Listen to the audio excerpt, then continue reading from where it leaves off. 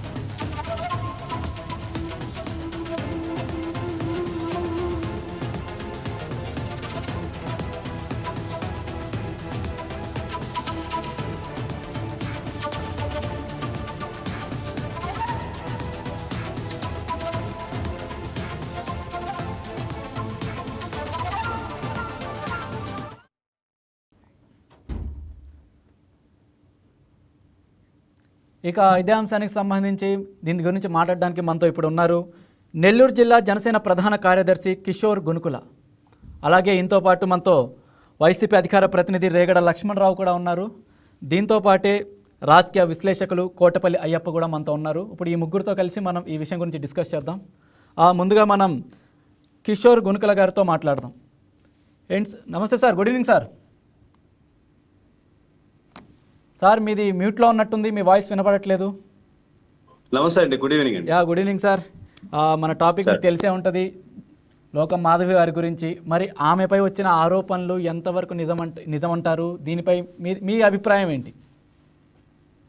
Sir, అందరికీ ప్యానల్లో ఉన్న సభ్యులకి అందరికీ నమస్కారం అండి. Yes sir. ఖచ్చితంగా ఎన్నికల సంఘానికి ఫిర్యాదు చేశారైతే ఇది వాస్తవం, ఓకే, నేను ఒప్పుకుంటాను. అతని దగ్గర ఆరోపణలు ఇదేంటే ఈ ఇష్యూ చూస్తుంటే టార్గెటెడ్ గా కక్షపూర్తికంగా ఎమ్మెల్యే గారి మీద అతను కక్ష కట్టి సాధిస్తున్నాడు అనేది క్లియర్ గా అర్థమవుతుంది. ఎందుకంటే 2024 ఏప్రిల్ వరకు జీతాలు పెరుగుదల ఎక్కువ వేసి ఇలా మనీ ల్యాండర్కి చేస్తే అప్పుడంతా గమ్ముండి ఇప్పుడు ఎందుకు చేస్తున్నారు? ఆల్రెడీ దీన్ని కేసు పెట్టడం, సరైన సాక్ష్యాలు చూపించలేకపోవడం, పక్కన పెట్టేసేయడం అయిపోయింది. మళ్ళా ఇప్పుడు ఆరోపణ చేశాడు, ఒప్పుకుంటున్నాం. ఏదైనా కూడా విచారణ చేయాల్సిందే. ఎమ్మెల్యే అయినా కానీ ఏ పార్టీ అయినా కానీ నిజ నిర్ధారణ చేయాల్సిందే. కానీ ఆరోపణ చేసినంత మాత్రాన ఇది నిరూపణ అయిన పరిస్థితి అయితే లేదు.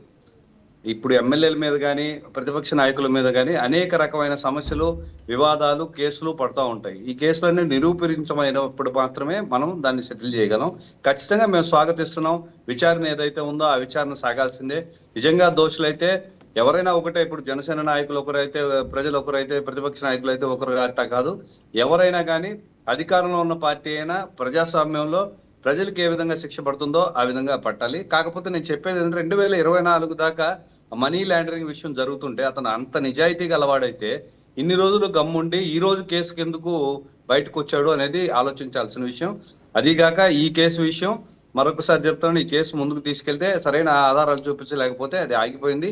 మళ్ళా దీన్ని ఫిర్యాదు చేశారు. విచారణకు ఆదేశం ఇచ్చినంత మాత్రాన నేరం చేసినట్టు కాదు. నేరం రుజువైతే ఖచ్చితంగా ఎవరికైనా చర్యలు అయితే ఉండాల్సిందేనని కూడా నేను తెలుసుకుంటాను. ఇది రాజకీయ కోణంలో కాకుండా మనీ లాండరింగ్ అనే ఆరోపణ ఎదుర్కొన్న ఒక ఎమ్మెల్యేని శిక్షార్హులైతే నిజంగా తప్పు చేసినట్టుంటే మేమందరం కూడా దాన్ని ఎవరైనా కూడా స్వాగతించాలి. ఇప్పుడు పవన్ కళ్యాణ్ గారు పలుమార్లు చెప్పారండి, తప్పు ఎవరు చేసినా తప్పే, ఆయన తప్పు చేసినా కూడా మీరు నిలదీయాల్సిన బాధ్యత ఉంది. తప్పు రుజువైతే శిక్ష అనుభవించాల్సిన బాధ్యత కూడా ఉందనేది ఖచ్చితంగా చెప్పుకోవాలి. ఇవన్నీ సాధారణం అండి. ఒక ఎలక్షన్ లో గెలిచిన తర్వాత ఒక ఎమ్మెల్యే మీద మనీ లాండరింగ్ అని, స్థలాలు కొట్టేస్తున్నారు, ఇదని అదని చాలా చెప్పేవి అంతే ఉంటాయి. ఈ నిరూపణ అయినప్పుడు మాత్రమే దీన్ని వాళ్ళని దోషిగా చూడాలి. పార్టీ తరఫున చర్యల కోసం ఎదురు చూడాలి. In the same time government లో కూడా ఉండే పరిస్థితి అయితే ఉండదు. నిజంగా అట్లాంటి పరిస్థితి అయితే ఏర్పడితే ఇటువంటి మనీ లాండరింగ్, ఈ డబ్బులతో ఓట్లు గెలవడం అనేది మనం సైలెంట్ గా దీన్ని ఒబే చేస్తున్నా కూడా ఇవన్నీ ఆగినప్పుడే ప్రజాస్వామ్యం గెలిచినట్టు మనం భావించాల్సి వస్తుంది. దీని విషయంలో అయితే మాత్రం జరిగినట్టు ఆరోపణ మాత్రమే ఉంది. విచారణ జరిపి కలెక్టర్ గారు ఫైనల్ చేయాల్సి ఉంది. చేసినప్పుడు మనం మాట్లాడుకుంటాం. ఓకే. ఇక ఇదే అంశంపై వైసీపీ రేగడ లక్ష్మణరావు గారు మాట్లాడతారు ఇప్పుడు దీని గురించి. నమస్తే సార్. ఇప్పుడు మీరు విన్నారు కదా కిషోర్ గునుకల గారు మాట్లాడింది. ఇది రెండోసారి, ఇది ఇంతకుముందు పక్కన పెట్టేసిన కేసుని మళ్ళీ రెండోసారి ఆరోపణలు పైకి తీసుకొచ్చారని, అలాగే తప్పకుండా నిజ నిర్ధారణ అయితే తప్పకుండా స్వాగతిస్తామని అన్నారు. అయితే ఏమి నిజ నిర్ధారణ కాకముందే అనవసరంగా దీని గురించి ఇష్యూ చేస్తున్నారని మాట్లాడుతున్నారని చెప్తున్నారు. మరి దీని గురించి మీరేమంటారు? సార్, మీకు అలాగే వైకేటి ఛానల్కి తోటి ప్యానలిస్ట్కి అందరూ కూడా హృదయపూర్వక నమస్కారాలు. Okay sir. ఏమంటారు, అది మంటలేందే పొగరాదు కదా అనే ఇది ఒక సామెత ఏదో ఉంది. అంటే లోకం మాధవ్ గారి కోసం, లోకం మాధవ్ గారికి గెలవాలని చెప్పి లోకం మాధవ్ గారి కోసం ఏదైతే విజయనగరం జిల్లాలో మొట్టమొదటి ఎమ్మెల్యేగా టికెట్ ఇస్తే జనసేన పార్టీ నుంచి గెలిపించాలన్న దీంట్లో ఒక టీం నేనే రెడీ చేశాను. ఆవిడని గెలిపించండి అని చెప్పి అప్పుడు ఆ టీం రెడీ చేసిన తర్వాత నేను పార్టీ నుంచి లెఫ్ట్ అయ్యాను. అంటే ఆ విధానాలు ఏంటి, లోకం మాధవ్ గారు, ఎందుకంటే మా పక్క నియోజకవర్గం నెల్లిమర్ల అనేది మాది చీపురుపల్లి నియోజకవర్గం అయితే మా పక్క నియోజకవర్గం నెల్లిమర్ల. సో నేనేం చెప్తా ఉన్నా అంటే ఇక్కడ ఏదైతే 1850 ఎకరాల్లో ఉన్నటువంటి మిరాకల్ సాఫ్ట్వేర్, ఇది భోగాపురంలో ముంజేరు దగ్గర ఉన్నటువంటి ఈ సంస్థ సాఫ్ట్వేర్. అక్కడి నుంచి వీళ్ళు ఒక కంపెనీ నడిపిస్తూ ఉన్నారు. అలాగే భీమిలి, విశాఖపట్నం నుంచి భీమిలి కొండపైన సింగపూర్ సిటీ అని చెప్పి దానిపైన వాళ్ళకి అక్కడ కూడా మిరాకిల్ కంపెనీ ఉంది. అక్కడి నుంచి కూడా వాళ్ళు చేస్తూ ఉంటారు. అయితే ఇక్కడ ఏంటంటే ఎవరైతే మిరాకిల్ సంస్థలో పనిచేస్తున్నటువంటి ఒక 300-400 మంది ఉద్యోగస్తులకి వాళ్ళ జీతాలు ₹1,00,000 కాకుండా ఎగస్ట్రాగా 2 లక్షలు 3 లక్షలు వాళ్ళకి వేశారు. ఆ డబ్బుల ద్వారా ఈ అమౌంట్ అంతా కూడా ఎలక్షన్కి వినియోగించారు. షెల్ కంపెనీలు సృష్టించారు. తద్వారా అమెరికా నుంచి వివిధ దేశాల నుంచి ఆ యొక్క మనీ అనేది మళ్లింపు చేశారు. క్రమ నిబంధనల్ని వీళ్ళు ధిక్కరించారు. ఎందుకంటే మనీ లాండరింగ్ చేశారు కాబట్టి, షెల్ కంపెనీస్ సృష్టించారు కాబట్టి, తద్వారా వచ్చినటువంటి అమౌంట్ అంతా కూడా ఎలక్షన్లో వీళ్ళు ఖర్చు పెట్టారు అనేది ఇప్పుడున్నటువంటి మనకు అర్థమవుతుంది. అయితే ఎవరైతే ఆనంద్ అన్న వ్యక్తి తనకు పడినటువంటి శాలరీతో సహా ఏ విధంగా దీన్ని మనీ లాండరింగ్ చేశారు, ఏ రకంగా ఇది కోడ్ ఆఫ్ కాంటాక్ట్ కింద ఎలక్షన్ కమిషన్కి ఎలాగా ఇది వెళ్ళింది అనేది మనందరికీ తెలిసిందే. అంటే ఇక్కడ విధానం ఏంటంటే సార్, అది ఆయన దగ్గర ఉన్నటువంటి పూర్తి ఆధారాలు ఈసీకి ఇచ్చారు. ఈసీ దగ్గర ఎటువంటి ఆధారం లేకపోతే మీరు జిల్లా కలెక్టర్ గారు చెప్పి దీనిపైన మీరు ఏంటనేది దీని గురించి నాకు తెలుసుకొని చెప్పండి అని అన్నది కదా. నిజంగా ఆధారాలు లేకపోతే ఈసీ అనేది పట్టించుకోదు కదా. ఇక్కడ ఆధారాలతో సహా ఇచ్చారు కాబట్టినే ఏదైతే ఆవిడ ఎలక్షన్ అఫిడవిట్లో పెట్టినటువంటి అమౌంట్ ఎంతైతే చెప్పిందో ₹894 కోట్ల, అలాగే ఖర్చు పెట్టిన అమౌంట్కి కానీ, అలాగే అలా అఫిడవిట్లో చూపించిన విధానం ఆవిడ దగ్గర ఉన్న అమౌంట్కి చాలా తేడా ఉన్నాయి, వ్యత్యాసాలు ఉన్నాయి. ఇది కూడా కనబడుతూ ఉంది అనే విషయాన్ని బయటపడింది. అంటే భారతదేశంలోనే అత్యాధునిక ఎమ్మెల్సీ ధనవంతు ఎమ్మెల్యేగా ఉన్నటువంటి రిచెస్ట్ ఎమ్మెల్యే ఎవరైనా ఉన్నారంటే వన్ ఆఫ్ ది మూడో ఎమ్మెల్యే లిస్ట్లో రెండో స్థానంలో ఉన్నట్టున్నారు లోకమ్మ దగ్గర. ఎందుకంటే ఆవిడ ఏం చెప్పారంటే, నన్ను గెలిపించండి, నేను 100 రోజుల్లో 100 కంపెనీలు ఈ నెల్లిమేర్ల ప్రాంతంలో నేను తీసుకొస్తాను, తద్వారా 10,000 ఉద్యోగాలు అనేవి క్రియేట్ చేస్తాను, నిరుద్యోగాలకి ఎటువంటి ఇబ్బందికరమైన వాతావరణం లేకుండా నేను చేయగలుగుతానని ఆవిడ చెప్పింది. ఇప్పుడు 2 సంవత్సరాలు అయింది. ఓకే సార్, ఒక్క నిమిషం మనం ఈ విషయం గురించి ఒక్క నిమిషం సార్, దీని గురించి ఏంటంటే మీరు సబ్జెక్టుని మనం వివరించేటప్పుడు చెప్పేటప్పుడు మన మధ్యలో బ్రేక్ చేసి ఇంకొకటి ఇచ్చినంత మాత్రం ప్రజలకు అది వెళ్దు. టైం ఉంది కదా, ఉన్నది ముగ్గురమే కదా, కంగారు ఎందుకు? నేనేమంటానంటే కూడా లోకం మాధవ్ గారు ఏదైతే 1850 ఎకరాలు ఉన్నటువంటి సాఫ్ట్వేర్ కంపెనీ ఏదైతే నేను చెప్పాను మిరాకిల్ సంస్థ, అందులో సుమారు 100 నుంచి 120 ఎకరాలు గవర్నమెంట్ ల్యాండ్ వాళ్ళు కబ్జా చేశారు. దానిపైన గతంలో వైఎస్ఆర్ కాంగ్రెస్ పార్టీ మేము అధికారంలో ఉన్నప్పుడు వాళ్ళు ఏం చేశారంటే మిరాకిల్ సంస్థకి వెళ్ళడానికి ఉన్నటువంటి రోడ్లు కానీ ఇవన్నీ తవ్వేశారు. ఏదైతే వీళ్ళు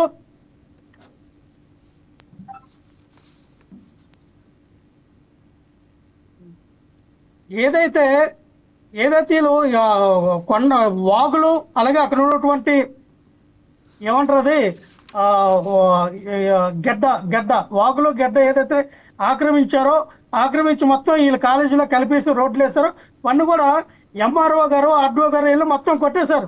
ఎవరు సార్ కబ్జా చేసింది? కేసు కూడా నడుస్తా ఉంది. సో ఇవన్నీ కూడా స్థానిక ప్రెసిడెంట్ అయినటువంటి ఆ స్థానిక ప్రెసిడెంట్ గారు నన్ను ప్రశ్నించారు, అమ్మా మీరు 24 నుంచి 30 లక్షల రూపాయలు మీరు పన్ను కట్టవలసింది, ఇంతవరకు ₹1 కూడా మీరు చెల్లించలేదు, దానిపైన చెప్పండి అన్న చెప్పారు. మీరు 30 లక్షలు ఇంటి పన్ను కడితే మా గ్రామం అభివృద్ధి చెందుతుంది, మీరు కట్టండి అని కూడా ఆవిడ ప్రశ్నించారు.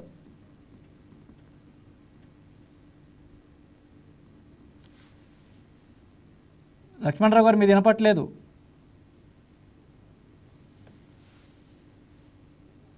లక్ష్మణరావు గారు మీది మ్యూట్లో ఉంది, మీది మ్యూట్ అయినట్టుంది. ఒకసారి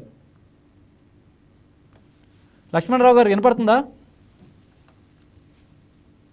మీది మ్యూట్లో ఉంది లక్ష్మణ్ గారు. సరే ఓకే, ఇప్పుడు దీని గురించి ఇప్పుడు కోటిపల్లి అయ్యప్ప గారు రాజకీయ విశ్లేషకులు దీని గురించి మాట్లాడతారు. నమస్తే సార్. నమస్తే అండి.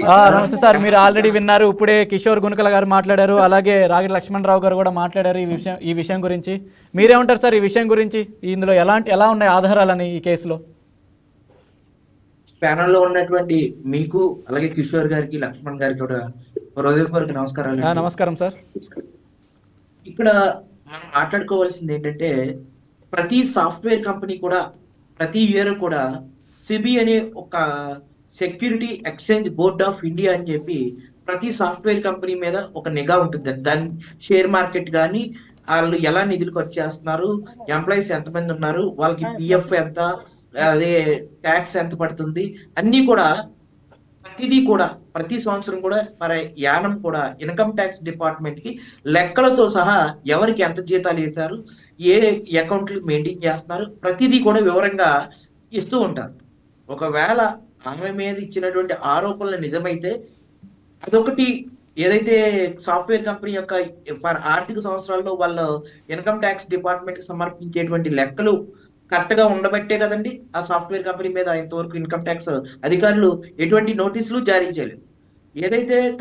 ఏదైతే ఆరోపిస్తున్నటువంటి వ్యక్తి ఇచ్చినటువంటి సమాచారం పూర్తిగా నిజమా అబద్ధమా అని చెప్పి ఎన్నికల సంఘం విచారణకు ఆదేశించిందండి. ఏదైనా ఒక ఎలిగేషన్ వచ్చినప్పుడు విచారించమని చెప్తుంది. అలాగే ఇక్కడ ఎలక్షన్ అఫిడవిట్ కూడా రిటర్నింగ్ అధికారికి మనకి ఎన్నికలు అయిపోయిన తర్వాత ఆ ఖర్చు ఎంత అయింది, రోజువారీ ఖర్చు ఎంత, టిఫిన్లకి ఎంత, వాళ్ళ ఒక ఎమ్మెల్యే ఖర్చు పెట్టడానికి 40 లక్షల రూపాయలు ఏదైతే ఇస్తుందో ఆ 40 లక్షల రూపాయలని ఏ రకంగా ఖర్చు పెట్టారు, ప్రచార వాహనాలు ఎన్ని తీసుకున్నారు, ఎలా నడిపారు, ఆ ఖర్చు వివరాలు కూడా పూర్తిగా ఎన్నికల అధికారులకి, రిటర్నింగ్ అధికారులకి అఫిడవిట్ అనేది, ఎలక్షన్ ఖర్చు యొక్క అఫిడవిట్ అనేది ఇవ్వటం కూడా జరుగుతుందండి. అందులో ఆ రోజున ఫిర్యాదు చేయవలసినటువంటి వ్యక్తి ఎన్నికలు అయిపోయి 2 సంవత్సరాలు తరువాత ఫిర్యాదు చేయటం అనేది, ఒకసారి గతంలో ఫిర్యాదు చేశారు కలెక్టర్ గారికి, రిటర్నింగ్ అధికారికి, రాష్ట్ర ఎన్నికల సంఘానికి, వాళ్ళు ఎంక్వైరీ చేశారు, పూర్తి ఆధారాలు అతను అడిగారు, అతను ఇవ్వలేకపోయారు. మళ్ళీ అతను ఏం చెప్తున్నారు, నా అకౌంట్ లో 1 లక్ష రూపాయలు పడ్డది అన్నారు. నీ అకౌంట్ లో 1 లక్ష రూపాయలు పడ్డది అని నేను ఆధారాలు కూడా చూడటం జరిగింది. ఆ 1 లక్ష రూపాయలు మళ్ళీ నేను ఆవిడ అకౌంట్ కి ట్రాన్స్ఫర్ చేశాను. మీరు ఇంటెన్షనల్ గానే ముందే ఊహించి మిమ్మల్ని ఎవరైనా ప్రతిపక్షం వాళ్ళు మిమ్మల్ని ఆ 1 లక్ష రూపాయలు వాళ్ళకి ఏమని చెప్పి కొంతమంది ఎంప్లాయీస్ ని లాక్కుని ఇలా చేయించి ఉండొచ్చు కదా. ఏ రకంగా జరిగింది అనేది మీరు, నేను, ఎవరు కూడా ప్యానెల్లో ఉన్న సభ్యులు కూడా తేల్చలేం. ఏంటంటే ఒక విశ్లేషణ చేయడానికి మాత్రమే, అది ప్రస్తుతం విచారణ దశలో ఉంది. అలాగే ప్యానెల్లో మాట్లాడుతున్నటువంటి వైఎస్ఆర్సీపీ అధికార ప్రతినిధి కూడా అదే ఉత్తరాంధ్ర జిల్లాలో వాన్పిక్ భూములు అని చెప్పి జగన్ గారి మీద కూడా అనేక ఆరోపణలు ఉన్నాయి. ఆయన Sundur power project, classic reality, Pulivendula polymers, Bharatiya estate, Bharatiya cement, classic reality, ఇటువంటి ఎన్నో కంపెనీలు చైన్ సిస్టమ్ ద్వారా క్విక్ ప్రాక్టో ఒక కంపెనీ యొక్క లిమిటెడ్ కాకుండా ఆ కంపెనీ యొక్క షేర్లు అమ్మి ఇంకో కంపెనీకి పెట్టుబడి పెట్టామని చెప్పి అనేక ఆరోపణలు కూడా వారిపైన కూడా ఉన్నాయి. అవి కూడా ఇప్పుడు కేసు నడుస్తూ ఉన్నాయి. అంత మాత్రాన వాళ్ళు దోషులు నిర్దోషులు అని కాదు. ఆ కేసులు ఉన్న తర్వాత కూడా జగన్మోహన్ రెడ్డి గారు ముఖ్యమంత్రిగా పదవి చేపట్టారు. ఆయన 2019 నుంచి 2024 5 సంవత్సరాలు ముఖ్యమంత్రిగా కూడా ఉండటం జరిగింది. ఆరోపణలు ఉన్నంత మాత్రాన నేరస్తుడు కాదండి, అదే కోర్టు చెప్తుంది. ఒక ముద్దాయి మాత్రమే, నేరాలు ఆరోపణలు జరిగిన వ్యక్తి మాత్రమే, ఆరోపించబడ్డప్పుడు మాత్రమే నేరాలు నింద వేయబడ్డది, ఆ నింద మోపబడిన వ్యక్తి మాత్రం ముద్దాయి అంటారు. ఒక కోర్టు కనుక అది ఖచ్చితంగా ప్రాసిక్యూషన్ చేసి ఆ ఆధారాలన్నీ కూడా నిరూపించబడిన తరువాత అతను నేరస్తుడు అవుతాడు. నేరస్తుడికి ముద్దాయికి చాలా తేడా ఉంది. ఇప్పుడు లోకం మాధవి గారి మీద ఏదైతే ఉందో, జనసేనలో ఏకైక ఎమ్మెల్యే గారు, ఆమె జాబ్ సృష్టిస్తానని చెప్పారు. ఇప్పుడు ఏఐ ప్రపంచంలో నిన్న వరాకిల్లో కూడా 4,000 మందిని జాబ్లను తొలగించారు. మొన్న వేరేజాన్ కంపెనీ 20,000 మందిని తొలగించారు. అలాగే భారతదేశం మొత్తం మీద వరాకిల్ కంపెనీ వచ్చి 20,000 మందిని జాబ్స్ తొలగించారు. విప్రో తొలగించింది, టీసీఎస్ తొలగించింది. ఆర్థిక మాంద్యంలో సాఫ్ట్వేర్ కంపెనీలు అత్యాధునికమైనటువంటి టెక్నాలజీలు, అలాగే ఏఐ, హ్యూమన్ ఆంథ్రో ఏఐ రావటం, దాని ద్వారా ఖర్చును తగ్గించుకునే ఉద్దేశంతో సాఫ్ట్వేర్ డౌన్ ఫాల్ అవటం, ఆమె ఆ ఎన్నికల్లో ఇచ్చినటువంటి వాగ్దానాన్ని నిలబెట్టలేకపోవటం అనేది మామూలుగా ఉండొచ్చు. ఆ లెక్కనైతే ప్రతి ప్రభుత్వంలో కూడా ఇచ్చినటువంటి హామీలు ఎవరో కూడా నెరవేర్చలేనటువంటి సంఘటనలు ఉన్నాయి. అదే సుప్రీంకోర్టు కూడా రీసెంట్ గా ప్రస్తావించడం జరిగింది. ఎన్నికల మేనిఫెస్టోని ఒక భగవద్గీతలో మార్చండి, దాన్ని తూచా తప్పకుండా పాటించండి. ఇచ్చినటువంటి హామీలు బడ్జెట్కి మించిపోయి ఉన్నాయి అని కూడా చెప్పడం జరిగింది. ఈ విషయాలు ఏదైతే లోకం మాధవి గారి మీద విచారణ మొదలైంది, జిల్లా కలెక్టర్ గారు అంటే జిల్లా ఫస్ట్ క్లాస్ మ్యాజిస్ట్రేట్ ఆధ్వర్యంలో ఎంక్వైరీ జరుగుతుంది కాబట్టి జిల్లా మ్యాజిస్ట్రేట్ కలెక్టర్ గారి ద్వారా అది పూర్తిగా ఆధారాలన్నీ కూడా ఒక టెక్నికల్ టీము, ఒక అకౌంట్ టీము, ఒక ఆడిట్ టీము పూర్తిగా ఆధారాలన్నీ కూడా అందులో నిపుణులైనటువంటి వ్యక్తులు ఆధారాలు సేకరించి బాహ్య ప్రపంచానికి తెలియజేస్తే అది ఎన్నికల సంఘం తీసుకుంటుంది.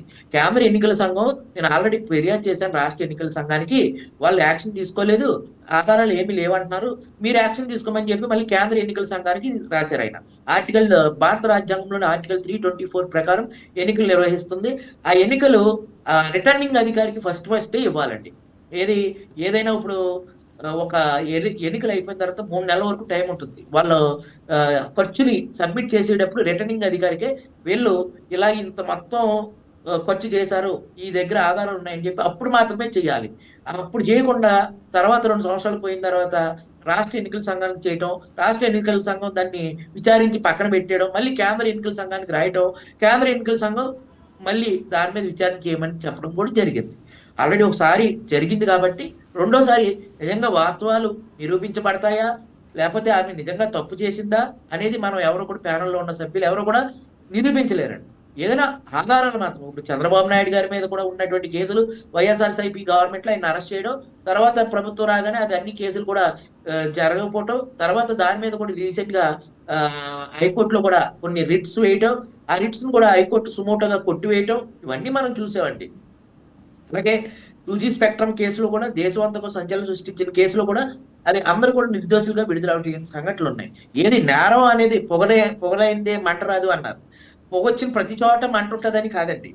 అంటే రాజకీయ వ్యవస్థలో ప్రత్యర్థులు కొన్ని ఇబ్బందులు పెట్టే విధంగా కొన్ని ప్రయత్నాలు చేస్తూ ఉంటారు. ఆ ప్రయత్నాల్లో భాగమా, నిజంగా జరిగిందా అనేది విచారిస్తే కానీ ఏది తెలియదు సార్. Okay sir. ఇక రేగిడి లక్ష్మణరావు దగ్గరకు వద్దాం ఒకసారి. మీరు చెప్పిన సామెతే ఇప్పుడు కూడా మన కోటిపల్లి అయ్యప్ప గారు మాట్లాడారు, పొగలేందే నిప్పురాదు అన్నట్టుగా. దీనికి ఆయన వివరించి మరి మనకి సమాధానం చెప్పారు. అసలు అక్కడ ఏం జరిగింది, నిజ నిర్ధారణ ఇంకా కాలేదు కాబట్టి లేకుండా మనం అనకూడదు అని కూడా ఆయన చెప్తున్నారు. మరి మీరేమంటారు దీనికి? మంచి మాట అన్నారు. ఆరోపణలు వచ్చినంత మాత్రాన ఆ వ్యక్తి ఏమంటారు, దోషి కాదు, ఏదో మాట్లాడారు ఆయన లాయర్ కాబట్టి మంచిదే. మరి ఏ ఆరోపణలు, మరి ఏ సాక్ష్యాధారాలు జగన్మోహన్ రెడ్డి గారు 1,00,000 కోట్లు దోస్తారని ప్రసారం చేశారు ఈ కూటమి ప్రభుత్వ నాయకులు? అవన్నీ ఆధారాలతో వీళ్ళందరూ నిరూపించారా? లక్ష్మణ్ గారు, ఈ మాట మీ మాట అనే ముందరా మీరు జగన్ దోషిగా ఒప్పుకుంటున్నారా? వినో కిషోర్ వినో, చెప్పారు రోడ్డు మీద ముద్దాయికి తేడా ఉంది. మీరు మధ్యలో డిబేట్ కూడా చెప్తాను. నేను మాట్లాడుతూ మొదలెడితే 4 స్టాప్ గా గంట సేపు మాట్లాడగలను. మీరు ఒక్క నిమిషం కూడా మాట్లాడారు. అది మీ టర్న్ మాట్లాడండి. జగన్ గారు మాట్లాడండి. వినండి సార్, వినండి సార్. జగన్ గారు ముద్దాయా దోషా? బీపీలు ఎక్కువ ఏ మాట్లాడేస్తాం మాకు తెలియదు. మీరు అయితే మీ టర్న్ వచ్చినప్పుడు మీరు మాట్లాడండి. అందుకే మీ టర్న్ వచ్చినప్పుడు అయ్యప్పని కుక్కలు కొట్టినట్టు కొట్టారు. అయ్యప్పని కుక్కని సీల్చినట్టు కొట్టారు. ఆయన్ని మా తెలియదా? కుక్కలు కొట్టారు, కొట్టారు, దిక్కుదే మనలేదు. మీ పవన్ కళ్యాణ్ లక్ష్మణరావు గారు ఆయన అడిగిన సమాధానం ఒకసారి చెప్పొచ్చు కదా దీనికి? మా తెలియదు. మీ చూడాలన్నటువంటి రాజకీయ విశ్లేషకుల్ని కుక్కలు కొట్టారు, కొట్టారు. ఎవరు మాట్లాడతారు?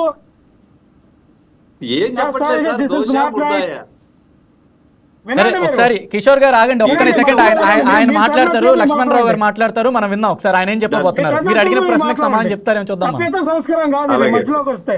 లక్ష్మణరావు గారు మీరు మాట్లాడండి. నేనంటే ఓకే రైట్, మనం అనుకుందాం ఆరోపణలు వచ్చినంత మాత్రం ఎవరు దోషులు అయిపోయారు. మరి అలాంటప్పుడు మనం కూడా ఒళ్ళు దగ్గర పెట్టుకుని మాట్లాడాలి కదా. గత ప్రభుత్వంలో ఉన్నటువంటి జగన్మోహన్ రెడ్డి గారి మీద ఎలాగైతే మీరు ఆరోపణలు చేశారో, మీరు మీ కూటమి ప్రభుత్వ నాయకులు కూడా ఆరోపణ చేయకుండా ఉండాలా. జగన్మోహన్ రెడ్డి గారి మీద వచ్చింది ఆరోపణలే, ఆయన ఎక్కడ ఏ స్కాములు చేయలేదు, ఏమీ లేదని ఇప్పుడు మీరు చెప్పండి. మీరు అవి మాత్రం చెప్పరు. లోకం మాధవి ఏమో ఉత్తమరాలు, ఆవిడేమో అసలు ఎటువంటి స్కాములు చేయలేదు. సార్, మరి ఉత్తమరాలు 10,000 కోట్లు ఎవరు వచ్చినాయి, చెప్పలేదు ఎక్కడి నుంచి వచ్చినాయి, ఏ రకంగా మనీ లాండరింగ్ చేసింది, అమెరికా నుంచి వివిధ కంపెనీల నుంచి వివిధ సెల్ కంపెనీల నుంచి మనీ లాండరింగ్ ఎలా చేశారు, ఎవరు రూల్స్ ఎలాగా డిస్ట్రాయ్ చేశారు, దానికి సమాధానం చెప్పండి. హిస్టారికల్ చెప్తూ ఉన్నారు, కనబడుతూ ఉన్నాయి కదా. ఎస్, ఆయన వెళ్ళాడు, ఆనంద్ అన్న వ్యక్తి ఒక ఉద్యోగి వెళ్ళాడు, దీనిపైన విచారణ జరిపించండి. ఆ 300 మంది ఉద్యోగస్తులు ఎవరైతే ఉన్నారో వాళ్ళకి జనవరి నెల నుంచి ఏప్రిల్ నెల వరకు పడినాయా పడలేదా విచారణ తేలితే ఎందుకు మీరు తడుముకుంటారో, ఎందుకు మీరు భుజాలు తడుముకుంటారన్న రానియండి. నిజ నిజాలు వచ్చిన తర్వాత మాట్లాడతాం, కంగారు లేదు. మేము కూడా నిజ నిజాలు అయిన తర్వాత మాట్లాడతాం. కానీ ఆ వ్యక్తి చూపించాడు కదా, ఆ వ్యక్తి పడినటువంటి జనవరి, ఫిబ్రవరి, మార్చి, ఏప్రిల్ ఈ 4 నెలల్లో ఆయన జీతంతో పాటుగా 2 లక్షలు ఎక్స్ట్రాగా పడినాయి. ఆ డబ్బులు కూడా ఆ వ్యక్తులు తీసుకుని ఇవి 300 మంది అంటే 300 × 4 వేయండి, ఎంత అండి? 3 × 4 12 అంటే 12 కోట్ల రూపాయలు. అంటే లక్ష్మణరావు గారు, ఇందాక కిషోర్ గారు ఒక ప్రశ్న అడిగారు, అప్పుడు దాకా రాని ఒక మాజీ ఉద్యోగి ఆ వ్యక్తి బయటికి ఇప్పుడు ఎందుకు వచ్చి చేయాల్సి వచ్చిందని కూడా ఒకటి అడిగారు. వినండి సార్, ఒక ఉద్యోగి అనే వ్యక్తి ఆ కంపెనీలో పనిచేసిన ఉద్యోగి అండి. కంపెనీలో పనిచేసి ఇప్పుడు మీరు ఉన్నారు, ఇప్పుడు మీరు మా వార్తలు చదువుతున్నారు, ఇప్పటికిప్పుడే మీ ఆఫీసులో ఏదో తప్పు జరిగింది మీరు లైవ్ లో చెప్పేస్తారా? ఆ డేరింగ్ ఉందా మీకు? లైవ్ లో చెప్పేసేంత డేరింగ్ ఉందా? ఇప్పుడు అక్కడ ఏదో జరుగుతుంది, నీ పక్కనే మీ కో జర్నలిస్ట్ ఒక స్త్రీ ఉంది, ఆ స్త్రీని మీ సీనియరా నాతో ఎవరో ఏదో అన్నారు, ఆవిడ ఏడ్చింది, మీరు ఇప్పుడు లైవ్ లో చెప్తారా? ఏం మాట్లాడతారా మీరు? అలాగే కొన్ని సంస్థలో మాట్లాడినప్పుడు, కొన్ని సంస్థలో పనిచేసినప్పుడు వెంటనే బయటికి రావు. కిషోర్ గారు చెప్పారు కదా, దానికి ఆయన ఒక ఉదాహరణ కూడా ఏదో ఇస్తున్నారు ఆయన, దానికి మీరేం చెప్తారు? అది తెలియాలి. జరిగినది వాస్తవా కాదా, అసలు జరిగిందా లేదా దానిపైన మాట్లాడాలి. అంతేగాని అప్పుడు ఎందుకు చెప్పలేదు, ఇప్పుడు ఎందుకు చెప్పారు, ఇప్పుడు ఎవరు తీసుకొచ్చారు బయటికి? అక్కడ నిలవేర్ల నియోజకవర్గంలో అక్కడ వీళ్ళు కోతి ఏమంటారు, కోతిను కుక్కలాగా కొట్టుకున్నారు మా కర్రొత్తు బంగారు లోకం మాధవ్ గారు. మీ టీడీపీ నాయకులే కదా, వాళ్ళిద్దరికి పొసగట్లేదు కదా, మీకు మీరే తనుకున్నారు కదా. అక్కడ మీరే కదా పవన్ కళ్యాణ్ గారు రామచంద్రాలు గుడికి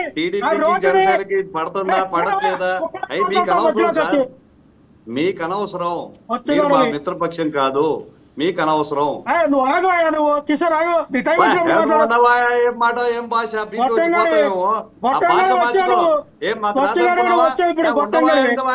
ఎవరు నువ్వు? లక్ష్మణరావు గారు కాస్త పర్సనల్ గా తీసుకోకుండా కాస్త ముందుకెళ్ళండి సార్. బీపీ అంటున్నారు కదా ఆయన.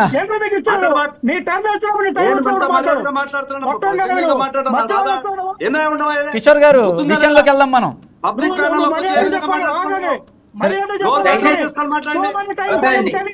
సరే, ఓకే. అయ్యప్ప గారు ఒకసారి కిషోర్ గారు, లక్ష్మణరావు గారు ఒక్కసారి మన అయ్యప్ప గారి దగ్గరికి వెళ్దాం. కిషోర్ గారు, నాయకుడు కదా, రెస్పెక్ట్ ఇవ్వాలి కదా. సంబంధాలు చాలా గొప్పవి, లక్ష్మణరావు గారు తర్వాత ఒక మంచిగా బిహేవియర్ ఉంది. కిషోర్ గారు మీరు ఆగండి ఒక నిమిషం, నేను చెప్తాను. మీరు ఒకసారి మీరు ఆగితే లక్ష్మణరావు కూడా ఒకసారి ఆగుతారు. కోటిపల్లి అయ్యప్ప గారి దగ్గరికి వెళ్దాం. సార్ మీరు ఉంటున్నారు కదా, ఇద్దరి మాటలు మీరు. నేను ఒకటి చెప్తున్నానండి, ఇది డిబేట్ ఆహ్లాదకరంగా ఆరోగ్యకరమైన శాశ్వతం కాదండి. నిజం చెప్తున్నాను, ప్రజాక్షేత్రంలో పాలకులు అనేవాళ్ళు ఆ పార్టీకి వెళ్తారు, ఈ పార్టీకి వెళ్తారు. రేపొద్దున మనం మానవ సంబంధాలు చాలా గొప్పవి, రేపొద్దున అందరూ కలిసి పనిచేయాలి. చాలా మంచి విషయం సార్, ఇది చాలా మంచి స్థాయిలో ఉన్నాం. కిషోర్, లక్ష్మణ్ గారు ఒక్కసారి వినండి.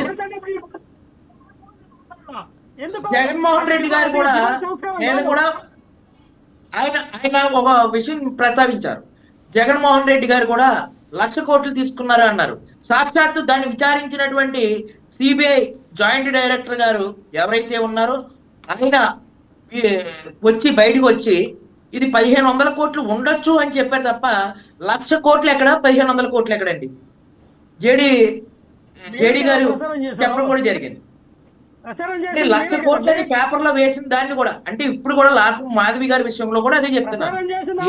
ఏ ప్రభుత్వం మీద అయినా సరే ప్రతిపక్షాలు చేసేటువంటి ఎలిగేషన్ ని మన పూర్తి స్థాయిలో అదే ఎలగేషన్ లేకపోతే మీడియాలో వచ్చినాయో వార్తల్లో వచ్చినాయో అవి కథనాలు కాదండి. దాని మీద విచారణ జరగాలి.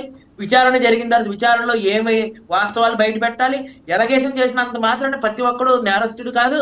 ఆ నేరారోపణ జరిగిందా లేదా అని చెప్పి విచారణ విషయాలు వచ్చే వరకు కూడా, అలాగే జగన్మోహన్ రెడ్డి గారు కూడా మన ముద్దాయి కిందే ప్రకటించాలండి. ఆయన దోషి కాదు. ఈ వీటికి సమాధానం లక్ష్మణరావు గారు దీనికి ఇందాక సమాధానం చెప్పారంటారా కిషోర్ గారు అడిగిన దానికి?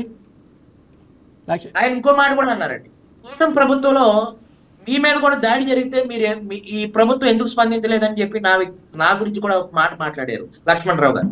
అది మట్టికి వాస్తవం అండి. ఈ రోజున కొంత లా అండ్ ఆర్డర్ విషయంలో అయితే ప్రజలు అసంతృప్తితో ఉన్నారు. అది ప్రభుత్వం దృష్టికి నేను తీసుకెళ్లాలని చూస్తున్నాను. ఎందుకంటే నేను ఎనలిస్ట్ గా ఉన్నా, కూటమిలో ఒక భాగస్వామ్యమైనటువంటి వ్యక్తిని కాబట్టి తరచూ ఈ మధ్యన అనేక సంఘటనలు జరుగుతూ ఉన్నాయి. రాజకీయ నాయకుల పట్ల కొంత అసంతృప్తితో ఉన్న మాట వాస్తవం. అది మన ప్రకాశం జిల్లాలో సంకుల మల్లయ్య గాని, చాట్రాయిలో అంబటి దీపు గాని, అలాగే కందుకూరు ఘటన గాని, ఇప్పుడు నిన్న నెడమర్లో జరిగిన ఘటన గాని, ప్రతి ఘటన కూడా ప్రజలు చూస్తూ ఉన్నారు.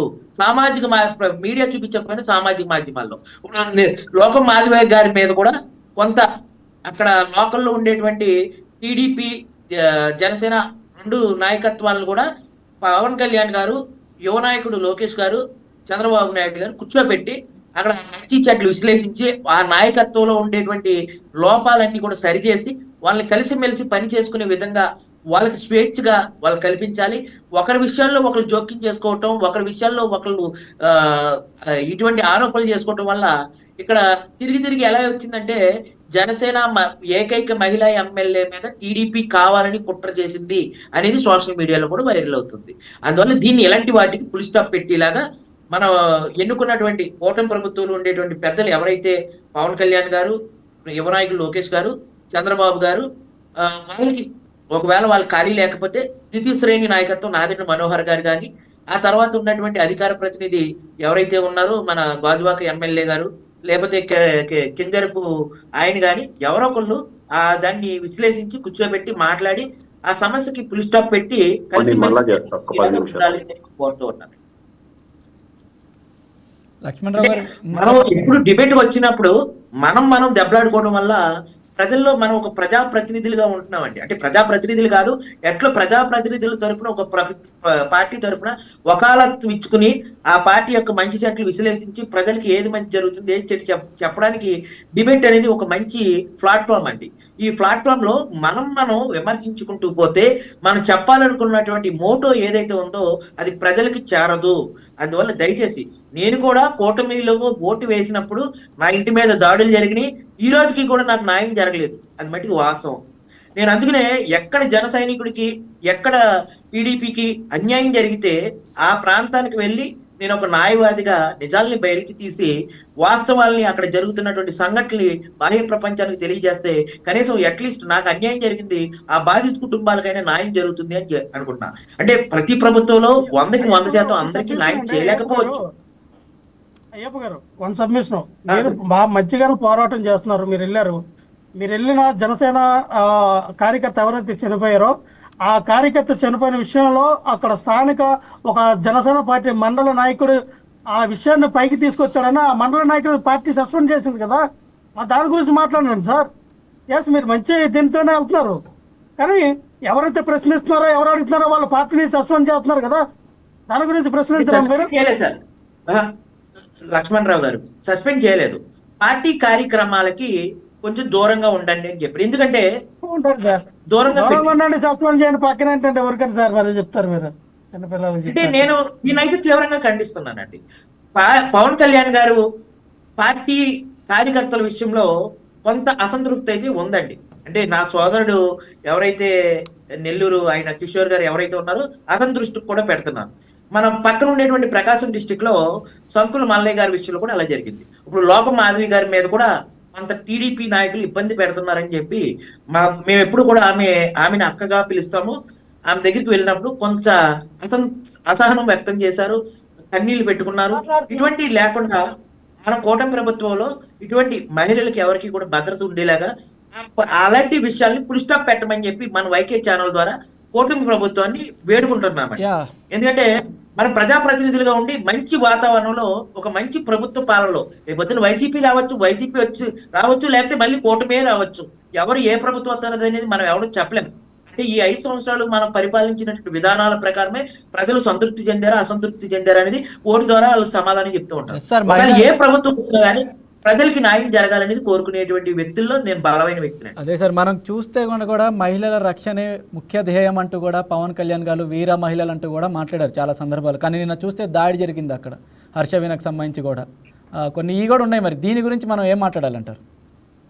నేను చెప్పాను కదండి, కొంత జనసేన పార్టీలో అసంతృప్తి అయితే ఖచ్చితంగా ఉన్నది సార్, అది మట్టికి వాస్తవం. నేను నిజాలు మాట్లాడితే నన్ను వైసీపీ కోవట్టో ఇంకోటి కాదు. 2013లో పవన్ కళ్యాణ్ గారు పెట్టినటువంటి తిరుపతి మీటింగ్ కానించి ప్రతి మీటింగ్ కి కూడా నేను నా యొక్క వ్యక్తిగత పనులన్నిటి కూడా పక్కన పెట్టి పార్టీ కోసమే కష్టపడినటువంటి వ్యక్తిని. 2019లో ఉభయ గోదావరి జిల్లాలో ఎమ్మెల్సీ పోటీ చేసినటువంటి వ్యక్తిని. నాకు అత్యంత సన్నిహితంగా నాగబాబు గారు ఒక సొంత బాబాయ్ అని పిలుస్తానయింది. అంత క్లోజ్ గా ఉండేటువంటి జనసేన నాయకత్వం నా ఇంటి మీద దాడి జరిగిందండి. అది వైసీపీ హయాంలో జరిగినటువంటి కోఆపరేటివ్ సొసైటీలో జరిగినటువంటి అవినీతిని ప్రశ్నించినందుకు మా ఇంటి మీద 2 సార్లు అటాక్ చేస్తే పవన్ కళ్యాణ్ గారి దగ్గరికి వెళ్ళి అది న్యాయం జరగలేదు. దాన్ని పక్కన పెడితే ప్రతి చోట నిన్న నిడమర్లో కూడా శివకుమార్ అనే ఒక కార్యకర్త విషయంలో కూడా అతను ఆత్మహత్య పాల్పడటం, అతను కలుపు మందు తాగాడండి. నాకు తెలిసి కలుపు మందు తాగిన కేసుల్లో ఏది కూడా బతికినటువంటి సంఘటనలు లేవు, చనిపోయినటువంటి. దయచేసి ఎక్కడైనా కష్టాలు ఉన్నప్పుడు బలాన్మరణానికి ఎవరు పాల్పడకూడదు. అవమానించబడ్డా కానీ రేపొద్దు మంచి రోజు వస్తుంది. ఇటువంటి చెడు నిర్ణయం తీసుకోవద్దు. మన కోసం మన పిల్లలు మన భార్య ఉంటది, కొన్ని అవమానాలు ఎదురవుతాయి. దయచేసి ఆత్మహత్యకి పాల్పడద్దు. మానవ జన్మ కంటే ఉత్తమమైనటువంటి జన్మ లేదని చెప్పి మన వైకే ఛానల్ ద్వారా ప్రతి ఒక్కరిని కూడా వేడుకుంటున్నాను. ఏంటంటే మీరు చనిపోవడం వల్ల మీ కుటుంబాలు అనాథలు అయిపోతాయి. దయచేసి అటువంటి తప్పుడు నిర్ణయాలు తీసుకోవద్దు. ఎటువంటి అవాంఛనీయ సంఘటనలు జరిగినా, మనసుని ఒప్పించే సంఘటనలు జరిగినా గుండె నిర్భయంగా ధైర్యం చేసుకుని మీ వెనకాల మీ కుటుంబం ఉంది, వారి కోసం బతకాలని. ఓకే సార్, ఒకసారి లక్ష్మణరావు దగ్గరికి వెళ్దాం. ఇందా నుంచి ఆయన మాట్లాడడానికి ప్రయత్నిస్తున్నారు, మనం ఒకసారి ఆయన మాట్లాడదాం. సార్, మీరు మహిళలకు రక్షణ కల్పించాలని పవన్ కళ్యాణ్ గారు గతంలో మాట్లాడారు. మహిళలు అంటే నాకు ఇష్టం కాబట్టినే నేను వీర మహిళలని నా పార్టీలో ఒక విభాగం సృష్టించిన దీనికి మీరు కూడా మాట్లాడాలి. యా, గొప్పగా సృష్టించారు. కానీ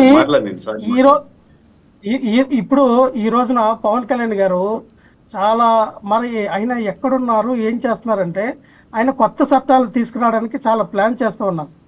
ఆడపిల్లని ఎవరేమనన్నా తిట్టినా, కొట్టినా, రేప్ చేసినా, మర్డర్ చేసినా కొత్త చట్టం ఏ విధంగా తీసుకురావాలి, ఎలా తయారు చేయాలనే పనిలో చాలా బిజీగా ఉన్నారు. ఆయన మనం డిస్టర్బ్ చేయకూడదు. ఆయన ఎప్పుడైనా బయటకు వచ్చిన తర్వాత ఆయనే చెప్తారు, ఎస్ ఇంతకాలం నేను ఎందుకు స్పందించలేదంటే ఇగో ఈ కొత్త చట్టం తీసుకొచ్చాను. ఎవరైనా ఆడపిల్ల మీద దాడి చేశారా, ఇగో ఈ చట్టం.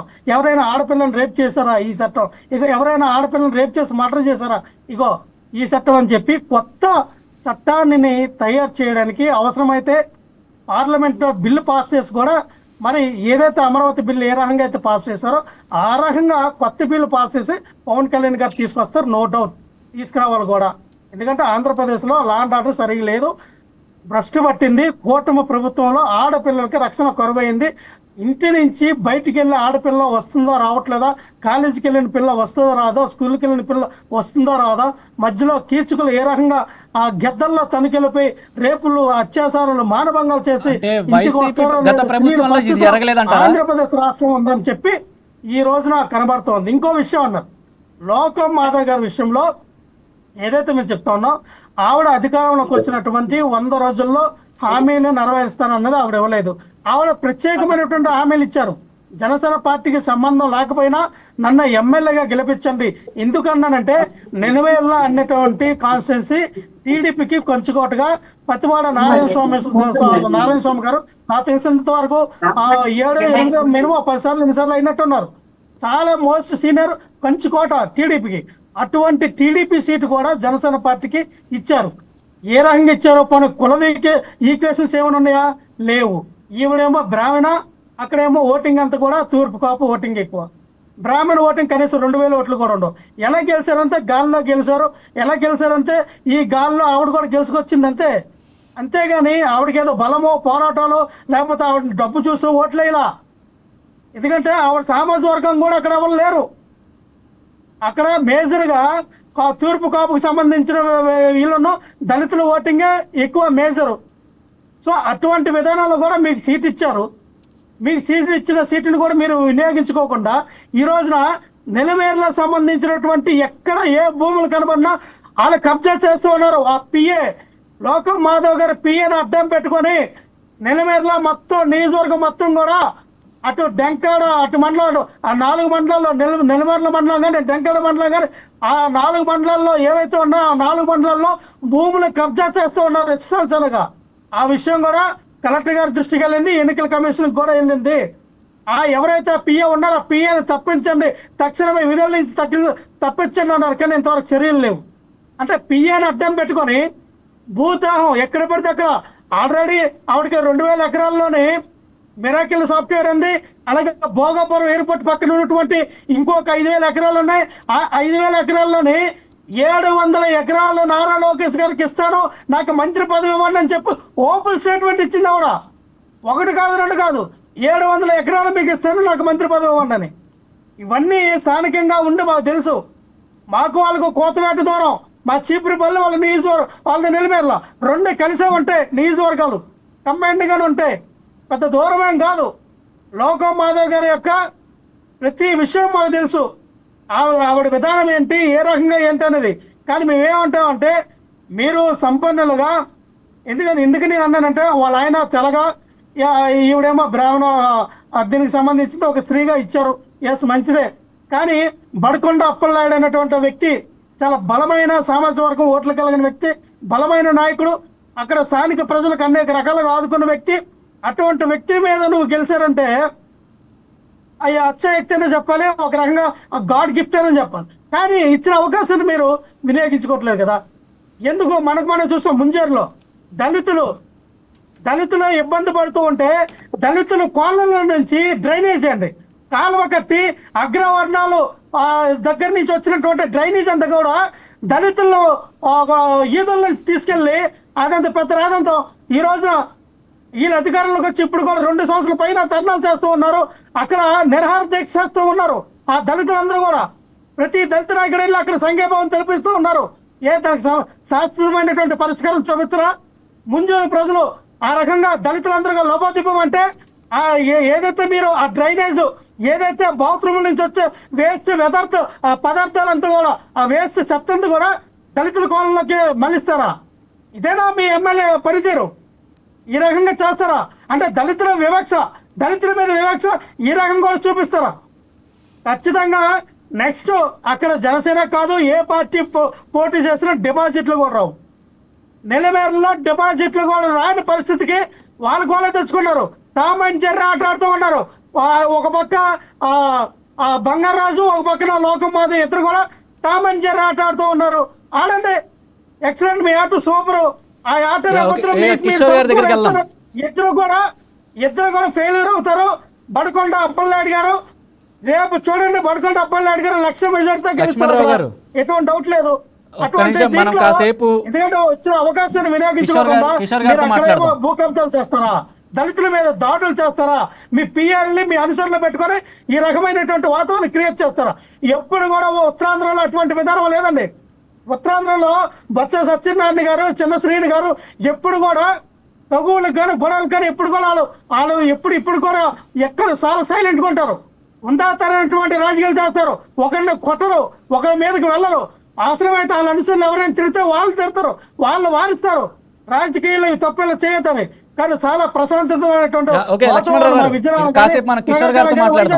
కానీ ఈ రోజున ఈ కూటమి ప్రభుత్వం వచ్చినప్పటి నుంచి ల్యాండ్ ఆర్డర్ ఫెయిల్ అయ్యి ఈ దాడులు, ఆడపిల్లల మీద దాడులు, దళితుల మీద దాడులు విచ్చలవిడిగా జరుగుతూ ఉన్నాయి. దళిత క్రిస్టియన్స్ మీద దాడులు, క్రిస్టియన్స్ మీద దాడులు, మైనారిటీ మీద దాడులు, హిందువుల మీద దాడులు, వ్యతిరేకపై దాడులు జరుగుతూనే ఉన్నాయి. ఒక పక్కన హిందూ దేవాలయాలను కూల్చేస్తున్నారు, ఒక పక్కన చర్చలతో కూల్చేస్తున్నారు, ఒక పక్కన మసీదులు కూల్చేస్తూ ఉన్నారు. ఖచ్చితంగా గోరి కడతారు. ఈ ఆంధ్రప్రదేశ్ రాష్ట్ర ప్రజలందరూ కూడా ఈ కూటమి ప్రభుత్వానికి గోరి కొడతారు, అందులో ఎటువంటి డౌట్ లేదు. ఓకే లక్ష్మణరావు గారు, మీరు ఇక దళితులు మహిళలపై దాడులు జరుగుతున్నాయి, లా అండ్ ఆర్డర్ లేదంటున్నారు. అలాంటి మనం అనంతబాబుని ఇంకొంతమంది డాక్టర్ కేసు కూడా ఇలా కొన్ని చూడొచ్చు మనం. కిషోర్ గారు, దీని గురించి మీరేమంటారు? ఆయన చెప్తున్నారు ముఖ్యంగా కబ్జాలు జరిగిపోయినాయని లోకం మాధవి గురించి, అలాగే లా అండ్ ఆర్డర్ గురించి కూడా మాట్లాడుతున్నారు. దీని గురించి మీరేం చెప్తారు? కిషోర్ గారు అది మ్యూట్లో అన్నట్టుంది మీది. లేదండి, అన్నిట్లోనే ఉంది. వినపడుతుందా? ఇప్పుడు వినపడుతుందండి. ఇంకా అతన్ని గమ్ముండమనండి సార్, మేము మాట్లాడతాం. మేము మాట్లాడేటప్పుడు ఆయన కూడా మాట్లాడకూడదు. లక్ష్మణరావు గారు విన్నారు కదా, కాసేపు కిషోర్ గారు మాట్లాడేది మనం విందాం. Okay, continue. దళితుల పైన వైఎస్ఆర్సీపీ కాలంలో జరిగిన దాడులు, మహిళల మిస్సింగ్ కేసులు, మహిళల పైన అఘాయిత్యాలు ఇప్పటిదాకా మన చరిత్రలోనే లేవు, భారత రాష్ట్ర చరిత్రలోనే లేవు. అంత దరిద్రమైన పనులు చేసి ఈ రోజు కొత్తగా జరుగుతున్నట్టు ఆయన చెప్తుంటే నాకు నిజంగా నాకు ఇదే బాగా ఫ్రస్ట్రేషన్ లో ఉన్నాడు. ఆయన ఫ్రస్ట్రేషన్ లోనూ మరి అనాలోచితంగానో ఒక మాట అనేశాడు. నెలమర్లలో ఏ పార్టీ గెలవదు అనేశారు. కొద్దిగా కోపం మీద ఉన్నారు సార్. నేనైతే దాన్ని తప్పుపట్టను. ఆ ఫ్రస్ట్రేషన్ ఏదో ఇబ్బంది జరిగినట్టు దాని మీద మాటలు వచ్చేస్తా ఉన్నాయి. ఖచ్చితంగా నేను చెప్తా ఉన్నాను, గతంలో వైఎస్ఆర్సీపీ పాలనలో ఈ రోజుటి కంటే దళితుల పైన ఎక్కువ జరిగాయి. మనిషిని చంపి కారులో పంపించిన, అదేవిధంగా ఒక డాక్టర్ని నిలదీసిన డాక్టర్ని పిచ్చోడిని చేసి చంపేసిన, మహిళల పైన జరిగిన అన్యాయాల పైన ఈ రోజు దాకా కూడా నోరు మెదిపిన పరిస్థితి వాళ్ళ నుంచి అయితే లేదు. మా పార్టీ కనీసం పక్కనైనా పెట్టి ఆరోపణ విచారణ జరిగే వరకు కూడా పక్కన పెడుతుంది. ఇదైతే మనం స్పష్టంగా చూడొచ్చు. ముఖ్యంగా లోకం మాధవి గారు ఒక మహిళ అయి ఉండి కూడా తనకున్న ఆస్తులన్నీ బయట అఫిడవిట్ లో పెట్టి నిలబడిన ఏకైక మంచి నాయకురాలుగా మేము పేర్కొంటున్నాము. ఇకపోతే నెల్లిమర్లలో రోడ్లు రహదారుల విషయంలో అయితేమి, డ్రైనేజ్ వ్యవస్థలో అయితేమి, అగ్నిమాపక కేంద్రం ఏర్పాటు చేయడంలో కానీ, ప్రజలకు శాశ్వత వాటర్ తాగునీరు పరిష్కారం చూపడం, చాలా హామీలు నెరవేర్చలేదని కూడా అంటున్నారు. 100 రోజుల్లో 100 ఐటీ కంపెనీలు కొన్ని ఉన్నాయి మనకి. వర్గానికి వెళ్తే 2027 లోపల ఇప్పుడు నేనైతే ఏదైతే చెప్పానో ఈ పనులన్నీ కూడా జరుగుతున్నాయి. దాన్ని ప్రత్యక్షంగా మనం చూడొచ్చు. ఖచ్చితంగా కూడా దీనికి ఆధారాలు కూడా ఉన్నాయి. తర్వాత నెలమర్ల విషయంలో మన జనసేన పార్టీ తరఫున నుంచే ఉండి వెళ్ళాను అంటున్నారు. ఆయనకి ఏదో జనసేన పార్టీలో ఇబ్బంది జరిగినట్టు, అందుకని అక్కడ స్థానిక నాయకత్వం మీద మా మీద కోపం చూపిస్తున్నారు. తెలుగుదేశం జనసేనకి సంబంధించిన నాయకత్వంలో కొన్ని అవగాహన లోపాలు ఉన్నాయి. ఎందుకంటే జనసేన పార్టీ తరఫున ఎవరొచ్చినా కూడా కొత్తగా నాకు కూడా రాజకీయ అనుభవం పెద్దగా లేదు. జనసేన పార్టీ ఉన్నప్పటి నుంచే నేను ఉన్నాను. కొంత అయితే ఉంటుంది. కూటమి ప్రభుత్వం ఒక నిబద్ధతతో కొన్ని త్యాగాలకు ఓర్చుకొని ఈరోజు కూటమి ప్రభుత్వం ఏర్పరిచాం. గడిచిన 5 సంవత్సరాల కంటే ఎవరిని అడిగినా కూడా ఇప్పుడు ప్రజల ప్రభుత్వ పరిపాలన బాగుంది అనుకుంటున్నారు. కేవలం నాయకత్వ కొట్లాటలో ప్రజల్ని ఇబ్బంది పెట్టే పరిస్థితుల్లో అయితే కూటమి ప్రభుత్వం లేదు. నిన్నటి రోజున మహిళపై దాడి చేసిన జనసేన నాయకుడి పైన కేసు నమోదు చేశాం. ఈ రోజు ఆరోపణలు ఎదుర్కొంటున్న వీరి మీద కూడా విచారణ చేశాం. ఎంత పారదర్శకంగా పాలన జరుగుతుంది అనేది కూటమి ప్రభుత్వంలో ఈ సందర్భంగా ప్రజలందరికీ కూడా తెలియజేస్తున్నాను. గతంలో ఏ పని చేసినా వైఎస్ఆర్సీపీ నాయకుల మీద కూడా కనీసం కేసులు కట్టిన దాఖలాలు కూడా లేవు. పైపెచ్చు ఎవరైతే దాడికి గురయ్యారో వాళ్ళ మీద కేసులు పెట్టిన పరిస్థితి నేను ప్రత్యక్షంగా చూశాను. మన కావలి దగదత్తి దగ్గర ఒక దళిత యువకుడు పార్ట్ టైం జాబ్ చేసుకుంటూ పెట్రోల్ బంక్ లో నా దగ్గర కార్డు పేమెంట్ లేదు అన్నదానికి వైఎస్ఆర్సీపీ నాయకులు రాడ్డు తీసుకొని ఇష్టం వచ్చినట్టు కొట్టారు. ఆ రోజు కూడా ఆయన మీద కూడా కేసు పెట్టిన పరిస్థితి అయితే లేదు. ఆ రోజు మా రాష్ట్ర ప్రధాన కార్యదర్శి నాగబాబు గారి చొరవతో ఆ రోజు వాళ్ళకి ధైర్యం ఇచ్చి మనం నిలబడడం జరిగింది. నిలబడినప్పటికీ వాళ్ళని కొంత మభ్యపెట్టి కేసు పెట్టకుండానే దాన్ని పనిగానిచ్చారనేది ఖచ్చితంగా చెప్పుకోవాల్సిందే. దళితుల పైన, మహిళల పైన వైఎస్ఆర్సీపీ సాయంలో జరిగినంత ఘోరమైన అవమానాలు ఇప్పటికీ జరగలేదు. పైపెచ్చి ఇక్కడ కూడా చెప్తాను, కూటమి ప్రభుత్వం ఏదైతే ఉందో దళితులకు కానీ మహిళలకు కానీ పెద్దపీట వేసింది. మహిళలకు 33% రిజర్వేషన్ కల్పించాలి, కుటుంబంలో అన్ని చక్కగా నిర్వర్తించగల మహిళలు రాజకీయాల్లోకి రావాలని పవన్ కళ్యాణ్ గారు ఎప్పటి నుంచో చెప్పడం, ఈ రోజు కూటమి ప్రభుత్వం హయాంలో దాన్ని ఒక రాజ్యాంగబద్ధం చేయడం, మహిళల్ని ఆహ్వానించడం, ఇవన్నీ చూస్తే గతంలో మహిళలు అంతగా బయటకు వచ్చేవాళ్ళు లేరు. కూటమి ప్రభుత్వ హయాంలో స్వేచ్ఛగా బయటకు వస్తున్నారు. ఎందుకంటే అంత రక్షణ మనం కలిగించగలిగాం.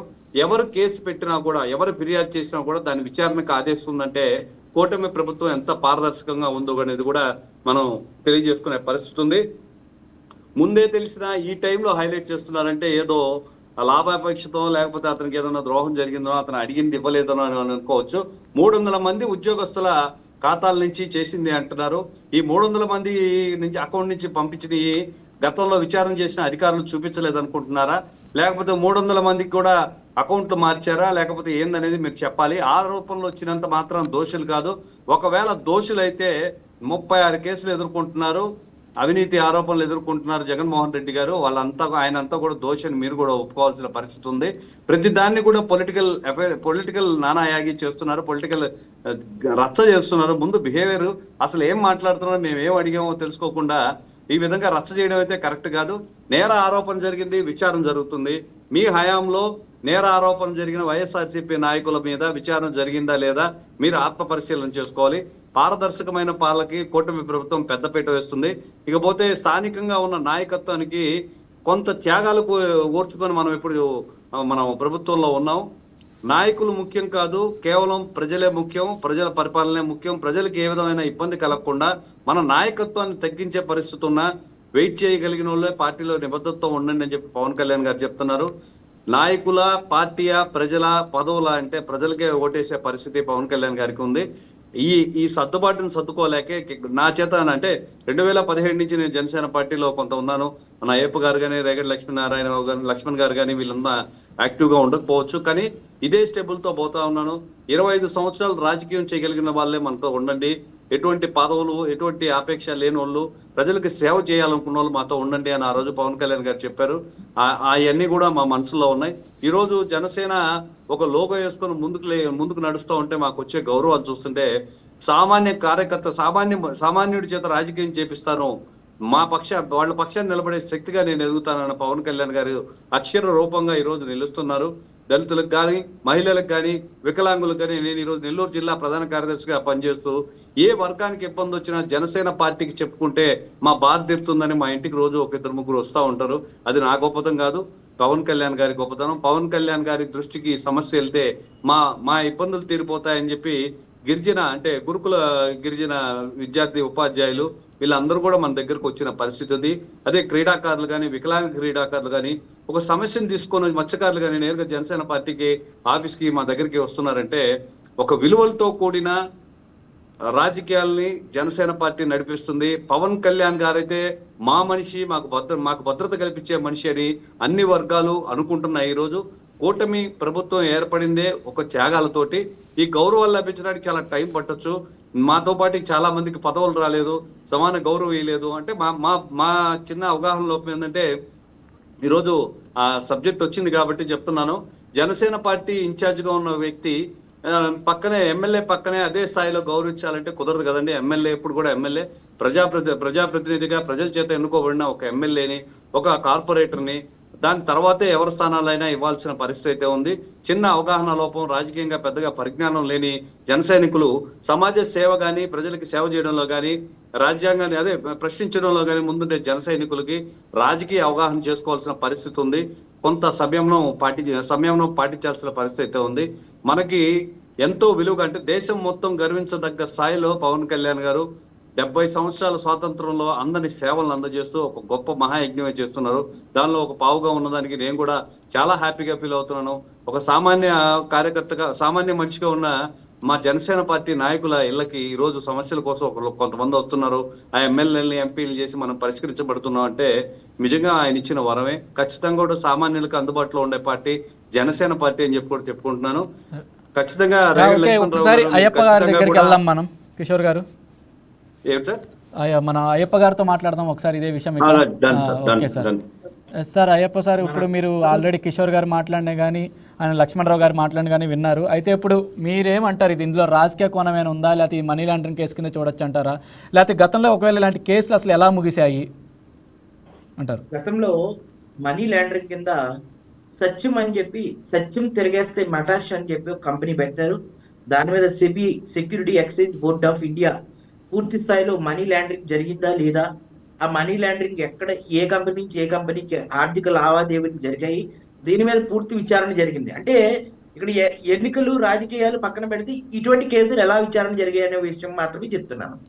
అట్లా సత్యం కుంభకోణం జరిగింది. షేర్ మార్కెట్ లో ఆ విధానాలు ప్రభావితం చేశాయి. షేర్ మార్కెట్ లో హైప్ జరిగింది. అంటే సెన్సెక్స్, డాలక్స్, నిఫ్టీ 50 అని చెప్పి మనకు 3 ఉన్నాయి. Bombay stock exchange, national stock exchange, multi commodity stock exchange. 3 stock ఎక్స్చేంజ్ల్లో ఉండేటువంటి ఇండెక్స్ సెన్సెక్స్, డాలక్స్, నిఫ్టీ 50. ఈ యొక్క సూచీ యొక్క రేట్లు, షేర్ మార్కెట్ విలువలు ఒక్కసారిగా పెంచి చాలా మంది వినియోగదారుల్ని మోసం చేశారు. ఇది ఒక మోసం అని చెప్పి మనీ లాండరింగ్ జరిగింది. ఒక కంపెనీ నుంచి ఇంకో కంపెనీకి డబ్బులు ట్రాన్స్ఫర్ అయ్యాయని చెప్పి పూర్తి స్థాయి ఆధారాలతోటి సెబీ నిరూపించి అతనికి 7 ఏళ్ళు శిక్ష కూడా పడటం జరిగిందండి. అలాగే ఆదాయానికి మించినటువంటి ఆస్తుల విషయంలో జయలలిత గారు కూడా సాక్షాత్తు ఒక రాష్ట్ర ముఖ్యమంత్రి గారికి కూడా మనకి 4 ఏళ్ల జైలు శిక్ష విధించడం కూడా జరిగిందండి. మనంటే ఇట్లా ఆరోపణలు ఇప్పుడు 2G స్పెక్ట్రమ్ కేసులో కూడా హైయెస్ట్ డబ్బులు రావాల్సినటువంటి విధానాల్ని తక్కువకి పాడేసుకున్నారని చెప్పి 2G స్పెక్ట్రమ్ లో రాజా అప్పుడు కనిమొళి ఈ ఏదైతే ఆరోపణలు ఎదుర్కొన్నారో వాళ్ళు నిర్దోషులుగా బయటపడటం జరిగింది. అలాగే లోవర్ కోర్టులో చాలా కేసుల్లో శిక్షలు పడ్డవి కూడా హైకోర్టులో వీగిపోవడం జరిగింది. అది ప్రత్యూష కేసు కావచ్చు, ఆయేషమ్మే రాజ్య కేసు కావచ్చు, సుగాలి ప్రీతి కేసు విషయం కావచ్చు, ఏదైనా సరే. అంటే కేసుల విషయం నేను ప్రస్తావిస్తున్నాను యాజ్ ఏ లాయర్. ఇక్కడ ఈ కేసు స్టార్ట్అప్ దశలో ఉంది. ఇక్కడ 2 అంశాలు ముడిపడి ఉన్నాయి: money laundering, at the same time రాజకీయ అధికార దుర్వినియోగం. ఎందుకంటే ఒక ఎన్నికల సంఘాన్ని ఇచ్చినటువంటి అఫిడవిట్ లో పేర్కొనవలసినటువంటి విషయాల కంటే కూడా అధిక మొత్తంలో ఖర్చు పెట్టి ఓటర్ని ప్రభావితం చేసి అధికారంలోకి వచ్చారని చెప్పి ఒక ఎలిగేషను. ఆమె సక్రంగా ఏదైతే తన కంపెనీల ద్వారా ఉద్యోగులకి ఎక్కువ మొత్తంలో అమౌంట్ వేసి 12 కోట్ల రూపాయలని వేరే అకౌంట్లకి ట్రాన్స్ఫర్ చేసి మనీ లాండరింగ్ బాధపడ్డారు. వాటికి లెక్కలు కరెక్ట్గా ఎన్నికల సంఘానికి చూపించలేదు. ఇది మనీ లాండరింగ్ కింద ఇంకొక కోణం అండి. ఈ 2 కోణాల మీద విచారణ జరిపి అది నిష్పక్షపాతంగా జరిగి వాస్తవాలన్నీ బయటకు వచ్చే వరకు కూడా మన డిబేట్ లో విశ్లేషించడం వరకే తప్ప అది జరిగింది అని చెప్పలేము, జరగలేదని చెప్పలేము. విచారణ దశలో ఉన్నప్పుడు చేస్తారు. ఇంకొక విషయం చెప్తున్నాను. ఈ రాష్ట్రంలో వైఎస్ఆర్ జగన్ గారి ప్రభుత్వంలో కానీ, చంద్రబాబు గారు కానీ, ఏ ప్రభుత్వంలో అయినా సరే గ్రామీణ ప్రాంతాల్లో, పట్టణ ప్రాంతాల్లో కొంతమంది 5 కోట్ల జనాభాలో కొన్ని అవాంఛనీయ సంఘటనలు ప్రతి చోట జరుగుతూ ఉంటాయి. దానికి ముఖ్యమంత్రులు కానీ వాళ్ళ వ్యక్తులు కానీ బాధ్యత వహించరండి. ఎవరు? ప్రతి గ్రామంలో కొట్లాట వ్యక్తులు ఉంటారు, మంచి వ్యక్తులు ఉంటారు, చెడ్డ వ్యక్తులు ఉంటారు. లేకపోతే కొన్ని మద్యం సేవించి సంఘటనలు జరగవచ్చు, కొన్ని ఉద్రేకమైనటువంటి భావ ప్రకటనల ద్వారా జరగవచ్చు, రకరకాల కారణాలతోటి సంఘటనలు జరగవచ్చు. అది అనంతబాబు గారి కేసు కావచ్చు, అది వ్యక్తిగతంగా వాళ్ళ కుటుంబ ప్రైవసీని అడ్డుకున్నారు.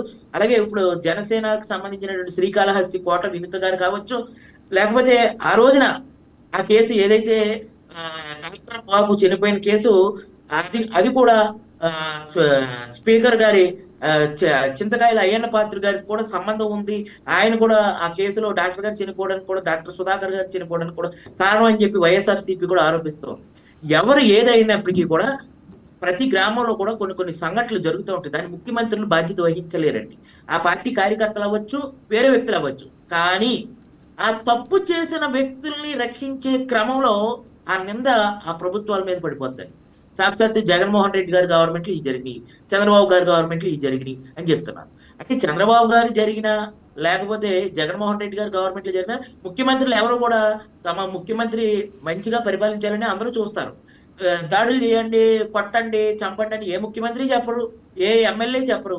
కానీ ఆ దాడులు చేసిన వ్యక్తులు తమకు పరిచయమైన వ్యక్తులు లేకపోతే పార్టీకి సంబంధించిన వ్యక్తులు అయితే వాళ్ళని కాపాడటం విషయంలో న్యాయ వ్యవస్థని అటు పోలీసు వ్యవస్థని మేనేజ్ చేసి ఆ ఆధారాలని దాస్తారు చూసారా, దానివల్ల ఇబ్బందులు వస్తాయండి. అది అనంతబాబు గారి కేసులో కూడా 3-4 డిఎస్పీ స్థాయి అధికారులు కూడా భీమారావు గారు కూడా సస్పెండ్ అవ్వడం జరిగింది. ఇటువంటివి చేయొద్దు.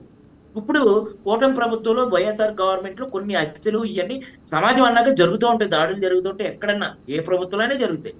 కానీ ఈ ప్రభుత్వంలో కూడా లా అండ్ ఆర్డర్ మిస్యూజ్ జరుగుతుందండి. అది వాటికి నేను వాస్తవంగా చెప్తాను. అంటే కొండ బద్దలు కొట్టినట్టు ఎక్కడ జరుగుతుందంటే కందుకూరు ఘట్టలో 7 నిందితులు ఉంటే 2ని అరెస్ట్ చేసేసి చేతులు దులిపేసుకున్నారు. అటు చాట్రాయి విషయంలో కూడా అలాగే జరిగింది. నేను చూస్తున్నాయి నెడమరు గ్రామంలో అలాగే జరిగింది.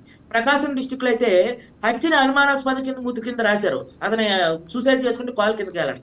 ఇటువంటి సంఘటనల్లో ముఖ్యమంత్రి గారు, ఉప ముఖ్యమంత్రి గారు, యువ నాయకులు లోకేష్ గారు కూర్చొని పోలీసు వ్యవస్థతో ఒక మీటింగ్ పెట్టి, నేను ఏలూరు డిఐజీ అశోక్ గారికి మా పెరవల్ ఎస్ఐ నిడదోలు సిఐ తిలక్ చేసినటువంటి అరాచకాలు 70 వీడియోలు అవి పెట్టడం జరిగింది డిఐజీ గారు. 3 రోజుల తర్వాత నా డిఐజీ నా నెంబర్ బ్లాక్ చేశాడండి. ఇప్పుడు లైవ్ లో కూడా చెప్తున్నాను. మరి ఆయన డిఐజీ గారికి బలహీనతలు, మరి ఆ సిఐ ఎస్ఐల దగ్గర ఏమున్నాయని తెలియట్లేదు. మరి దీనివల్ల ఏమవుతుంది, కూటమికి చెడ్డ పేరు వస్తుంది. ఒక ఎస్ఐ ఒక సిఐ తెలుగుదేశం కార్యకర్తల్ని చేతులు ఎరగదీసేసి ఒక వైఎస్ఆర్సీపీ కార్పొరేటరీ ఇంట్లో దాచారండి ఒక తెలుగుదేశం కార్యకర్తని. తెలుగుదేశం నాయకులకు తెలిసిన కార్యకర్తే కదా అతను ఏం చేస్తాడు, ఒక చెడు అనేది 10 మందిని చూసారా, ఒక చిన్న కార్యకర్త కాబట్టి ప్రభుత్వంలో నాయకులు మేనేజ్ చేశారు అని. అట్లాగే ఒక అమాయకుడు జన సైనికుడిని గంజాయి కేసులు ఇరికించాడు పెరవలెస్ఐ. ఇటువంటి చాలా సంఘటనలు ఉన్నాయి సార్. ఈ తప్పులు జరిగినప్పుడు నేను మా మంత్రివర్యులు కందుల దుర్గేష్ గారి దగ్గరికి కూడా దీన్ని తీసుకెళ్లారు. సార్ కూడా నేను చూద్దాం చేద్దామని చెప్పి కర్ర ఎరకుండా పవన్ చాకుండా ఎదరు తోస్తూ ఉన్నారు. దీనివల్ల ఏమవుతుంది, వ్యవస్థలకు చెడ్డ పేరు వస్తున్నాయి. అల్టిమేట్ గా కుర్చీలో కూర్చున్నది ఎవరు, చంద్రబాబు గారికి. అల్టిమేట్ గా కుర్చీలో కూర్చున్నది ఎవరు, పవన్ కళ్యాణ్ గారికి చెడ్డ పేరు వస్తుంది. ఈ లోకల్లో ఉండే నాయకులు వాళ్ళ దృష్టికి చెప్పినప్పుడు ఇమ్మీడియట్ గా అది నిజమా అబద్ధమా అని చెప్పి ఒక ఎస్పీ స్థాయి అధికారికి ఇచ్చి విచారణ జరిపించి అది నిజమా వాస్తవం అని చెప్పి చెప్పాలి. అందువల్ల ఆ ప్రభావం ఆ పైన కూర్చున్న వ్యక్తుల మీద పడిపోతుంది తప్ప ఈ లోకల్లో ఉండేటువంటి ఎమ్మెల్యేలు కార్యకర్తలు చేసేటువంటి విధానాలు కనిపించట్లేదు. దయచేసి ప్రజలు ఇబ్బంది పెట్టద్దు. ఏ ప్రభుత్వాలు వచ్చినా లోకల్లో ఉండేటువంటి నాయకులు వాళ్ళ గోండాగిరిలు దాదాగిరిలు చేయటం వల్ల ప్రజలు ఇబ్బందులు పడుతున్నారు సార్. వాళ్ళు చేసేటువంటి అరాచకాల వల్ల ఆ పార్టీ మీద, ఏ పార్టీ అధికారం ఉంటే ఆ పార్టీ మీద నెగిటివ్ పడుతుంది, నెగిటివ్ షాడో. దాన్ని ఖచ్చితంగా నిన్న మీరు మచిలీపట్నంలో కూడా ఒక జన సైనికుడు ఇల్లు కూల్చేశారు అని చెప్పారు. అది మంత్రి కొల్లి రవీంద్ర గారికి చుట్టేశారు. కానీ అది వివాదాస్పదంలో ఉంది, కోర్టుల ఆర్థిక లావాదేవీల్లో ఉంది, దాని మీద ఎటువంటి పర్మిషన్లు ఇవ్వలేదు, అనాధికారికంగా ఇల్లు నిర్మించారని చెప్పి కొన్ని ఆధారాలు కూడా బయటకు వచ్చినాయి. దీనివల్ల ఏమవుతుంది, ఇప్పుడు అక్కడెక్కడో తప్పు జరిగితే ఇమీడియట్ గా ఏం చేయాలి, రిజిస్ట్రేషన్ ఆఫీసులో తప్పు జరిగింది, తప్పుడు రిజిస్ట్రేషన్లు జరుగుతున్నాయి, ఇమీడియట్ గా అధికారులను సస్పెండ్ చేయాలి. అధికారులకి కొమ్ము కాయటం వల్ల ఏమవుతుంది, ఆ వ్యవస్థ కాక ఒక జన సైనికుడు ఇల్లు పూర్తి చేశారు మంత్రి గారు. అసలు అది కట్టుకోవడానికి పర్మిషనే లేదంటే అక్కడ మచిలీపట్నంలో ఆయన కట్టుకోవడానికి పర్మిషన్ లేదు, పూర్తిగా కోర్టులో ఉంది, ఎవరికి నిర్ధారించలేదు. కాబట్టి అక్కడ అన్యాయం జరిగిందని చెప్తున్నారు. వాస్తవాలను మనం విచారిస్తే దాని కోణం వేరుగా ఉంటుంది, అది మంత్రి గారి చుట్టుకుంటుంది. ఏంటంటే లోకల్లో ఉండేటువంటి నాయకత్వం చెయ్యాలండి. ఓకే. ఇక లక్ష్మణరావు గారు, ఇక మీరు వినే ఉంటారు వీళ్ళ మాటలు. వాళ్ళ నాయకులు మీదకి వచ్చిన కేసులు అవి ఇప్పుడు ప్రస్తుతం ఎలా నడుస్తున్నాయో వాళ్ళు వివరించారు. అది అయితే ఇదే సమయంలో ఇప్పుడు మీ నాయకులపై కూడా కేసులు నడుస్తున్నాయని వాళ్ళు ఉదాహరించారు, కొన్ని ఉదాహరణలు కూడా చెప్పారు. దీనికి సంబంధించి మీరు ఏమంటారు? సరే, ఇప్పుడు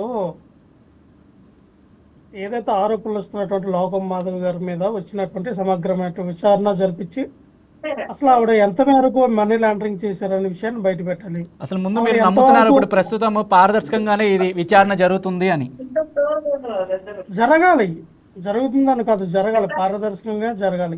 అధికారంలో ఉన్నారు కాబట్టి ఇది పారదర్శకంగా జరుగుతుందా అంటే నేనైతే నమ్మను, కానీ జరగాలని నేను కోరుకుంటున్నాను. ఎందుకంటే అధికారంలో ఉన్నారు, మ్యానిపులేట్ చేయొచ్చు, అవసరమైతే తప్పించవచ్చు. మనం చూసాం వినీత కోట గారిది ఏమైంది, అలాగే నిన్న జరిగినటువంటి అరవ శ్రీధర్ది ఏమైంది, యలమంచిలి ఎమ్మెల్యే ఎవరైతే ఉన్నారో ఆ వ్యక్తిది ఏమైంది, అలాగే కందుల దుర్గేష్ విషయం ఏమైంది, పంతం రాణాజీ ఒక డాక్టర్ని, ఒక దళిత డాక్టర్ని కొట్టి ఇది విషయం ఏమైంది. ఇవన్నీ కూడా జనసేన పార్టీ, మనం అనుకో పవన్ కళ్యాణ్ గారు అన్నారు, మా పార్టీలో మేము అధికారంలోకి వచ్చే మంచి పరిపాలన అందిస్తాము, మంచి నాయకులు అని అన్నారు.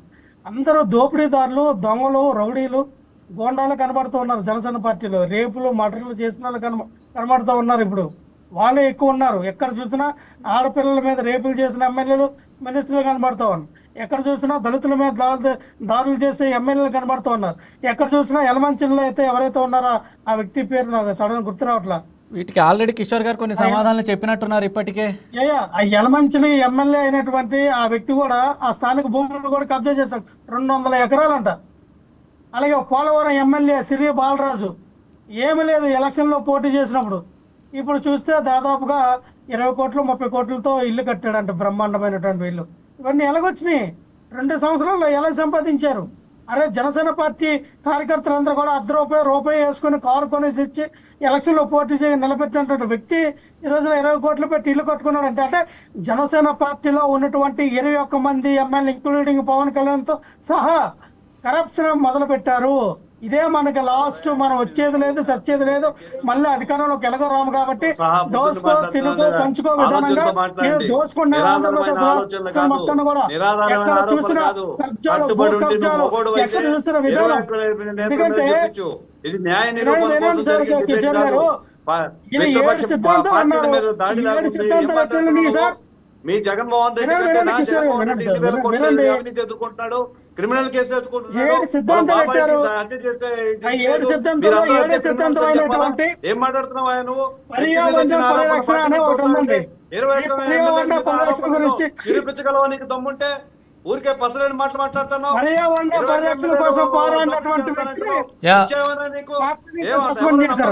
మీ 151 ఎమ్మెల్యేలు దోపిడీ చేసేది